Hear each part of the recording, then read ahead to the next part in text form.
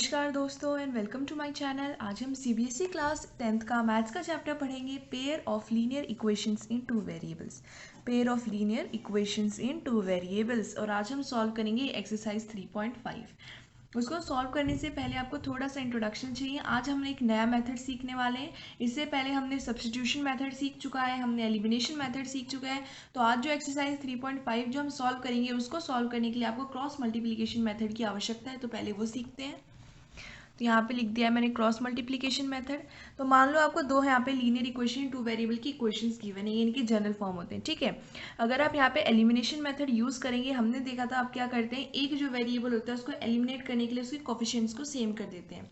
अगर आपको एक्स को एलिमिनेट करना है तो यहाँ पे a2 है या a1 है, आप ये जो फर्स्ट इक्वेशन है इसको a2 से मल्टीप्लाई करोगे, और जो सेकंड इक्वेशन है या a2 है और यहाँ a1 है तो इसको a1 से मल्टीप्लाई करोगे। ठीक है, तो यहाँ पे हमने मल्टीप्लाई कर दिया। पहली वाली इक्वेशन को हमने a2 से मल्टीप्लाई कर दिया तो आपको ये थर्ड इक्वेशन मिलेगी। सेकंड इक्वेशन को a1 से मल्टीप्लाई करोगे तो ये इक्वेशन मिलेगी। फिर हम क्या करेंगे, फोर्थ इक्वेशन को थर्ड इक्वेशन से सब्सट्रैक्ट करेंगे। तो हमने यहाँ माइनस माइनस लगा दिया, ये कैंसिल हो गया, आपके पास ये बचा तो यहाँ लिख दिया। ठीक है, यहाँ से आपको y की वैल्यू मिल सकती है। देखो यहाँ से आपको y की वैल्यू मिल जाएगी। उसी तरह अगर आप यही इक्वेशन है, अगर आप इसके अंदर y को एलिमिनेट करना चाहते हैं, y को रिमूव करना चाहते हैं, आपको क्या करना पड़ेगा, y के कोफिशिएंट्स को सेम करना पड़ेगा। तो यहाँ पे y के कोफिशिएंट्स को सेम करने के लिए यहाँ b1 है या b2 है, तो फर्स्ट इक्वेशन को आपको b2 से मल्टीप्लाई करना पड़ेगा और सेकंड इक्वेशन को आपको b1 से मल्टीप्लाई करना पड़ेगा। उसको भी मैंने यहाँ करके लिखा हुआ है। तो मैंने क्या किया, फर्स्ट इक्वेशन को मल्टीप्लाई कर दिया b2 से, तो आपके पास इक्वेशन नंबर 5 आएगी। जब आप सेकंड इक्वेशन को, जो हमारी सेकंड इक्वेशन है, अगर आप उसको b1 से मल्टीप्लाई करते हैं तो आपके पास ये सिक्स्थ इक्वेशन आएगी। ठीक है, अब ये जो सिक्स्थ इक्वेशन आई है, आपको क्या करना है, इसको सब्सट्रैक्ट करना है इक्वेशन नंबर 5 से। तो आपके पास ये वैल्यू आएगी। देखो यहाँ से मैंने x की वैल्यू कैसे निकाली है, ये तो x के मल्टीप्लाई में। ठीक है, ये तो पॉजिटिव है, अगर ये उस साइड जाएगा तो नेगेटिव बन जाएगा, नेगेटिव बन जाएगा यानी यहाँ पे ये नेगेटिव नेगेटिव पॉजिटिव हो जाएगा, यानी ये हो जाएगा c2b1, और ये पॉजिटिव ये माइनस हो जाएगा यानी माइनस में b2c1। अब डिवाइड में, ये मल्टीप्लाई में, डिवाइड में उस साइड जाएगा यानी डिवाइड में a1b2 माइनस में a2b1 माइनस में a2b1। अब ये x की वैल्यू आ जाएगी यहाँ से। ठीक है, अगर आप y को एलिमिनेट करते हैं तो ये x की वैल्यू आएगी, और अगर ये वाली x की जो वैल्यू आई है, आपको इसको इक्वेशन नंबर 1 या सेकंड के अंदर पुट करना है, तब आपके पास ये y की वैल्यू आएगी। ठीक है, तो हमने क्या किया, ये जो आपके पास क्रॉस मल्टीप्लिकेशन मेथड होता है, इसके अंदर आपने एक जनरल टर्म निकाल लिया कि अगर हमें x की वैल्यू निकालनी है तो हम किस तरह फाइंड आउट करेंगे, अगर y की वैल्यू हमें निकालनी है तो हम किस तरह फाइंड आउट करेंगे। ठीक है, ये क्या है, एक जनरल इक्वेशन है जिसके अंदर अगर आप डायरेक्ट वैल्यूज पुट करोगे तो आपके पास x और y की वैल्यू आ जाएगी। इसे हम कहते हैं क्रॉस मल्टीप्लिकेशन मेथड। ठीक है, ओके। उसके बाद देखो, जब हमारे पास दो इक्वेशंस गिवन होती है, सबसे पहले हम फाइंड करते हैं कि उसका सॉल्यूशन एग्जिस्ट करता है या नहीं। अगर a1 डिवाइड में a2 is not equal to b1 divide में b2 है तो यूनिक सॉल्यूशन प्रेजेंट होगा। अगर ये तीनों इक्वल है, यानी कि तीनों रेशियोज a1 डिवाइड में a2 is equals to b1 divide में b2 is equals to c1 divide में c2 है, तो इनके इन्फिनाइटली मेनी सॉल्यूशन होते हैं। ये जो आपको पास सिंबल दिखाई दे रहा है, इसे हम इन्फिनाइट का सिंबल मानते हैं, इसका मतलब है infinitely. Okay, so here we are having infinitely many solutions. उसके बाद आता है कि अगर a1 डिवाइड में a2 इक्वल है b1 डिवाइड में b2 के, और ये इक्वल नहीं है c1 डिवाइड में c2 के, उस समय कोई भी सॉल्यूशन प्रेजेंट नहीं होती है। अब ये जो आज हमने मेथड सीखा है क्रॉस मल्टीप्लिकेशन मेथड, इसका जो फॉर्मूला होता है उसको याद रखने का तरीका होता है एक।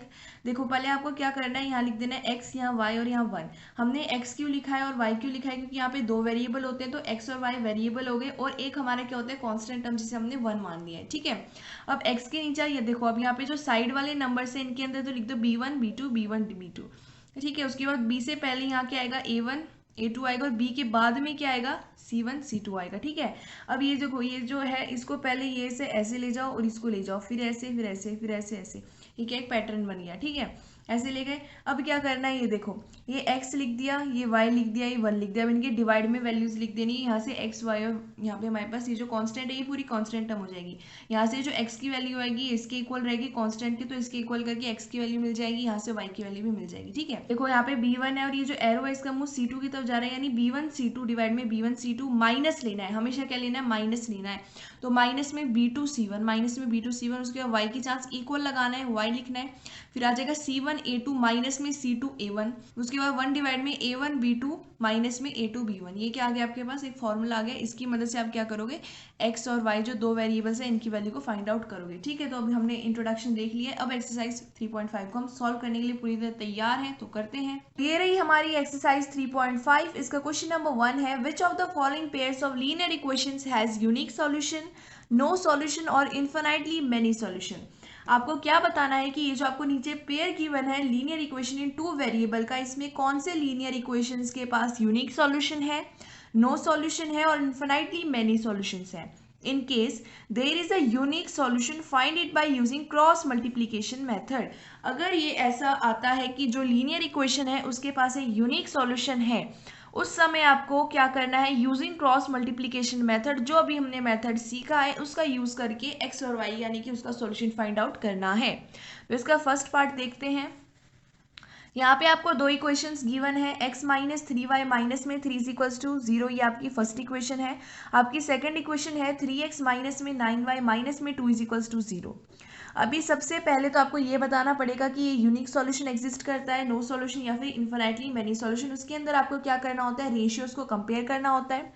ठीक है, तो यहाँ से a1 की वैल्यू कितनी है, 1 है, और हमारे पास b1 की वैल्यू है -3, c1 की वैल्यू है -3। ठीक है, उसके बाद आती है बात a2 की, a2 की वैल्यू है 3, b2 की वैल्यू है -9 और उसके बाद आपके पास c2 की वैल्यू है -2। ठीक है, अब ये जो वैल्यूज आई हैं इनको कंपेयर करते हैं। सो a1 डिवाइड में a2 हो जाएगा 1/3, b1 डिवाइड में b2 हो जाएगा -3 डिवाइड में -9, माइनस माइनस कैंसिल, 3 1 सा 3 3 सा यानी 1/3। उसके बाद c1 डिवाइड में c2 हो जाएगा -3 डिवाइड में -2 यानी कि 3/2। अभी आप यहाँ पे देख सकते हैं कि a1 डिवाइड में a2 b1 डिवाइड में b2 के इक्वल है, लेकिन ये c1 डिवाइड में c2 के इक्वल नहीं है। और ये कंडीशन कब होती है, ये कंडीशन तब होती है जब कोई भी सॉल्यूशन प्रेजेंट नहीं होता है, यानी कि नो सॉल्यूशन। ठीक है, तो यहाँ लिख देते हैं, so the given pair of linear equations has no solution. ये जो हमें गिवन पेयर है लीनियर इक्वेशंस का, इसका कोई भी सॉल्यूशन नहीं एग्जिस्ट करता है। और आपको क्वेश्चन में बोला है जब इसका यूनिक सॉल्यूशन एग्जिस्ट करेगा तभी आपको क्रॉस मल्टीप्लिकेशन मेथड से उसको सॉल्व करना है। तो यहाँ पे आपको क्रॉस मल्टीप्लिकेशन मेथड से सॉल्व नहीं करना है, क्योंकि जो लीनियर पेयर है उसका कोई भी सॉल्यूशन प्रेजेंट नहीं है। ठीक है, इसका सेकेंड पार्ट देखते हैं। 2x + y = 5 ये आपकी फर्स्ट इक्वेशन है, 3x प्लस में 2y = 8 ये आपकी सेकेंड इक्वेशन है। आपको क्या करना है, फाइंड करना है कि इनका यूनिक सॉल्यूशन है, नो सॉल्यूशन है या फिर इन्फिनाइटली मेनी सॉल्यूशन है। तो इसका आंसर देखते हैं। तो उनको कंपेयर करने के लिए आपको क्या चाहिए, मतलब फाइंड करने के लिए कौन सा सॉल्यूशन एग्जिस्ट करता है इस लिए जो लीनियर पेयर है इक्वेशन का, उसके लिए आपको क्या करना पड़ेगा, जो रेशियोज हैं इनको कंपेयर करना पड़ेगा। तो यहाँ पे a1 की वैल्यू 2 है, b1 की वैल्यू यहाँ पे y के साथ क्या है 1 है, यानी कि 1 है, c1 की वैल्यू 5 है, उसके बाद a2 की वैल्यू 3 है, b2 की वैल्यू क्या है 2 है, और c2 की वैल्यू कितनी होगी, ये -5 आएगा। क्यों आएगा, क्योंकि ये जो हमारे पास जनरल इक्वेशन होती है a1 x प्लस में b1 y प्लस में c1 = 0। c1 इस साइड होता है, इस साइड है, आपको उस साइड ले जाना पड़ेगा, तो ये -5 हो जाएगा। उसी तरह c2 8 उस साइड जाएगा तो -8, ये आपके पास वैल्यू आएगी। अब a1 डिवाइड में a2 करोगे तो आएगा 2/3, b1 डिवाइड में b2 करोगे तो आएगा 1/2। यहाँ साफ साफ दिखाई देगा कि a1 डिवाइड में a2 is not equal to b1 divide में b2। और ये जो कंडीशन होती है ये किसके लिए होती है, ये होती है यूनिक सॉल्यूशन के लिए। ये कंडीशन होती है हमारी यूनिक सॉल्यूशन के लिए। इसका मतलब ये हुआ कि जो आपके पास गिवन जो पेयर है लीनियर इक्वेशन का, जो इसका सॉल्यूशन है वो यूनिक है। ठीक है, तो यहाँ लिख देते हैं, सिंस a1 डिवाइड में a2 is not equal to b1 divide में b2, therefore it has an unique solution. ये जो लीनियर पेयर है इक्वेशन का, इसके अंदर a1 डिवाइड में a2 is not equal to b1 divide में b2, therefore it has an unique solution. अब इसका यूनिक सॉल्यूशन आ गया, यानी कि आपको क्या करना है, ये जो आपके पास पेयर है लीनियर इक्वेशन का, इसको आपको क्रॉस मल्टीप्लिकेशन मेथड से सॉल्व करना है। तो करते हैं। यहाँ पे मैंने दोनों इक्वेशंस लिख दी हैं और ये वैल्यूज भी लिख दी है। अब आपको क्या करना है, सॉल्यूशन इसका फाइंड करना है यूजिंग क्रॉस मल्टीप्लिकेशन मेथड। उसके लिए मैंने आपको क्या बताया था, सबसे पहले x लिखना है, फिर y लिखना है, फिर 1 लिखना है। ये दोनों क्या है, अपने वेरिएबल्स हैं और यहाँ पे क्या है, हमारा कॉन्स्टेंट है। ठीक है, अब मैंने आपको क्या बताया था, जो कॉर्नर्स है उनके अंदर क्या लिखोगे, b1 b2 b1 b2। फिर जो b1 है इससे पहले क्या आता है बताओ आप ही, सिंपल सी बात है, b1 से पहले क्या आता है, b1 से पहले a1 आएगा, b2 से पहले क्या आएगा, a2 आएगा, और b1 के बाद में क्या आएगा, c1 आएगा, b2 के बाद में क्या आएगा, c2 आएगा। और हमारे पास क्या पैटर्न था, इस तरह का आपके पास पैटर्न था, याद आ रहा है कुछ।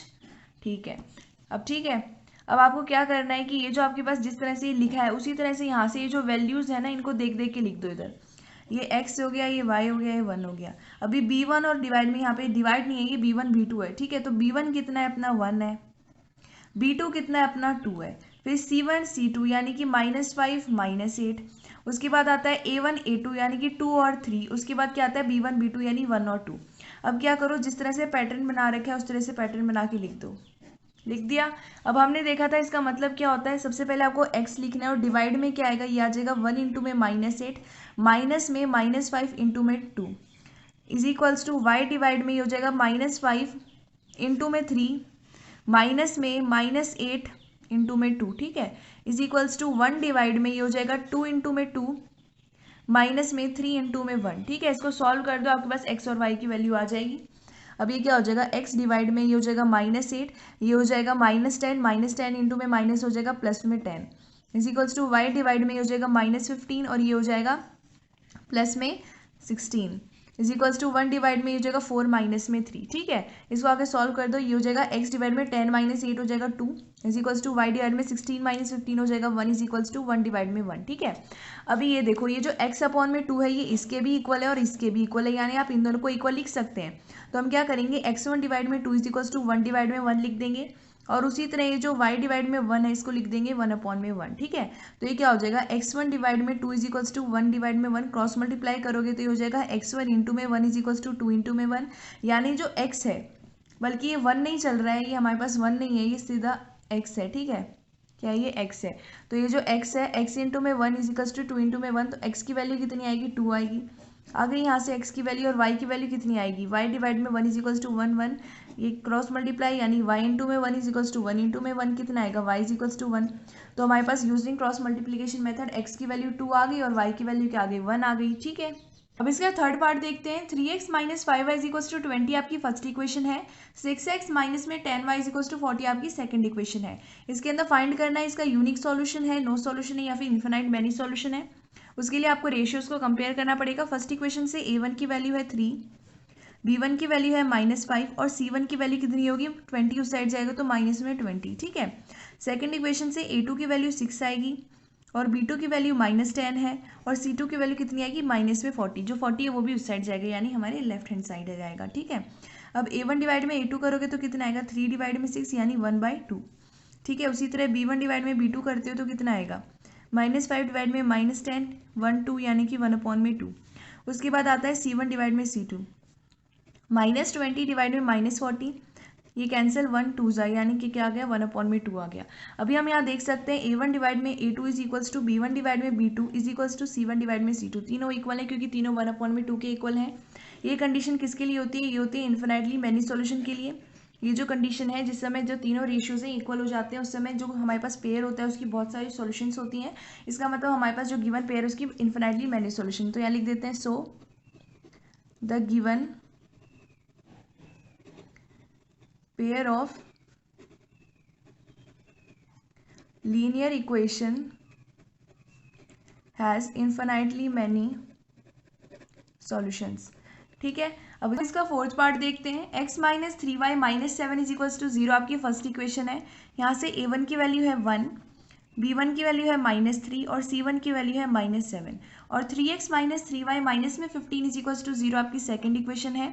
यहाँ से a2 की वैल्यू है 3, b2 की वैल्यू है -3 और c2 की वैल्यू है माइनस में 15। तो इसका आंसर देखते हैं। सबसे पहले आपको फाइंड करना है कि इसकी यूनिक सॉल्यूशन है, नो सॉल्यूशन है या फिर इन्फिनाइटली मैनी सॉल्यूशन है। उसके लिए a1 डिवाइड में a2 करना पड़ेगा, जो आएगा 1 अपॉन में 3। b1 डिवाइड में b2 करोगे तो आएगा -3 डिवाइड में -3, माइनस माइनस कैंसिल, 3 3 कैंसिल यानी 1। c1 डिवाइड में c2 करोगे तो आएगा -7 डिवाइड में -15, माइनस माइनस कैंसिल यानी 7 डिवाइड में 15, ठीक है। हमारे पास रेशियो आया, ये क्या आया, a1 डिवाइड में a2 is not equal to b1 divide में b2, ठीक है। ये आया और ये कब होता है, जब हमारे पास यूनिक सॉल्यूशन प्रेजेंट होता है। जिस समय a1 डिवाइड में a2 is not equal to b1 divide में b2 होता है। अब आपको यहाँ पे यूनिक सॉल्यूशन प्रेजेंट है तो यूजिंग आपको क्रॉस मल्टीप्लीकेशन जो मेथड है उसको सॉल्व करना पड़ेगा इस इक्वेशन को। तो यहाँ लिख देते हैं solution by cross multiplication method. इस मेथड का यूज़ करना पड़ेगा और उसके फाइंड करना पड़ेगा क्या वैल्यू आएगी। उसके लिए आपको a1 की वैल्यू की ज़रूरत होती है, b1 की ज़रूरत होती है, c1 की भी ज़रूरत होती है, A2 की भी ज़रूरत होती है, B2 की भी ज़रूरत है और C2 की भी ज़रूरत है। ठीक है, क्या होता है हमारा cross multiplication method, x y 1, last में लिखोगे B1 B2, इधर भी लिखोगे B1 B2, और B1 से पहले क्या आएगा A1 A2, और B1 के बाद क्या आएगा C1 C2। ठीक है, अब ये हमारा पैटर्न बना दोगे, बना दिया।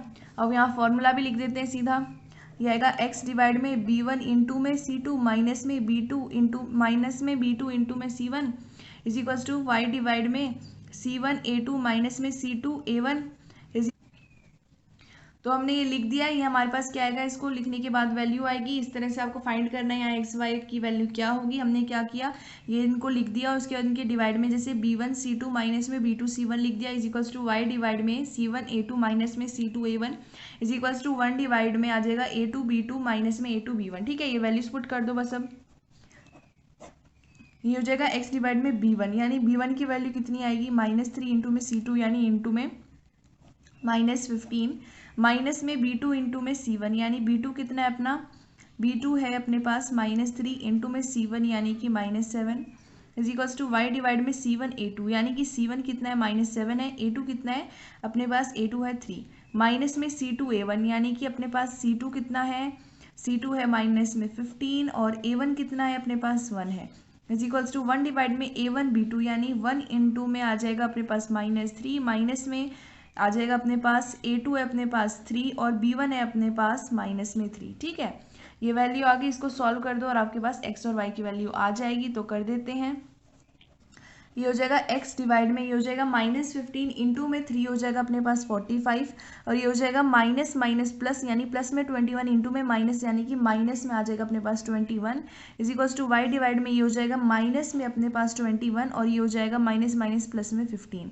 इज इक्वल्स टू 1 डिवाइड में, ये हो जाएगा -3, ये हो जाएगा माइनस माइनस प्लस में 9। ठीक है, ये हो जाएगा 3 3 ज़ा 9 और माइनस माइनस प्लस में 9। अब ये क्या हो जाएगा, x डिवाइड में 45 माइनस में 21 कितना हो जाएगा, ये हो जाएगा अपने पास 24 is equals to y divide में, ये हो जाएगा 15 माइनस में 21 हो जाएगा -6 इज इक्वल्स टू 1/6। ठीक है, अब यहाँ से आपको क्या करना है, x अपॉन में 24 इज इक्वल्स टू 1/6 करना है। क्रॉस मल्टीप्लाई करोगे तो ये कितना आएगा, देखो ये हो जाएगा 6x इज इक्वल्स टू 24, 6 उस साइड डिवाइड में जाएगा यानी कि x is equals to 24 divide में 6 यानी कि 4। तो x की वैल्यू कितनी आ गई, यहाँ से 4 आ गई यहाँ से x की वैल्यू 4। अब आपको क्या करना है, y अपॉन में -6 इज इक्वल्स टू 1/6 करोगे, 6 को उस साइड ले जाओ यानी y is equals to -6 divide में 6 क्या आएगा 1, वो भी माइनस का, तो y की वैल्यू कितनी आएगी, -1 आएगी। ठीक है, तो जो क्रॉस मल्टीप्लिकेशन मेथड है उससे और जल्दी अपने पास आंसर आ रहे हैं। ठीक है, ये तो आपको याद हो ही क्या होगा किस तरह हमने ये निकाला है, बहुत सिंपल तरीका है। ठीक है, तो आज की वीडियो में इतना ही। आज हमने इंट्रोडक्शन देखा और फर्स्ट क्वेश्चन के चारों पार्ट को सॉल्व कर दिया है। मैं आशा करती हूँ आपको समझ आया होगा। धन्यवाद।